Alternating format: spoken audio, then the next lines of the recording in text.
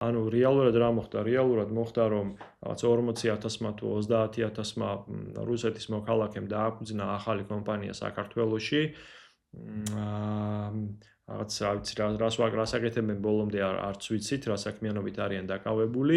საზოგადოების ნაწილს გაუჩნდა განცდა, რომ თითქოს ეს ამ ეტაპმა ჩაიარა და პირობითად იმდენი რუსი აღარ დარჩა, თუმცა ეს ზუსტად არც ვიცით, იმდენი რუსი აღარ დარჩა საქართველოში, რამდენიც აქამდე იყო. და რა, ანუ აქედან ფაქტობრივად დასკვნა ვერ გამოვიტანეთ ჩვენ. ანუ ხვალ რომ გამოცხადდეს ახალი სამხედრო გაწვევა რუსეთში, შეიძლება ისევ 100,000 მიგრანტი მოგვადგეს და ზუსტად იგივე განმეორდეს. ისევ გაიზარდოს გნებავთ ქირის ფასი ბინაზე, ისევ გაიზარდოს ზოგადად ბინის ღირებულება, ისევ დაიწყონ რაღაც გაურკვეველი კომპანიების რეგისტრაცია.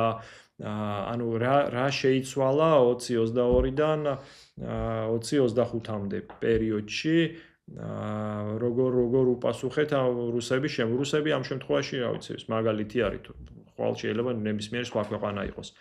ანუ ჩვენი სახელმწიფო ინსტიტუტები რამდენად მდგრადი აღმოჩნდნენ ამ გამოწვევების მიმართ.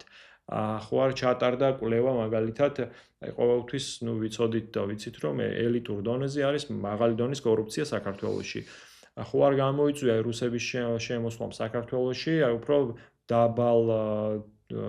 დაბალი რანგის საჯარო მოხელეებში კორუფციის ზრდა.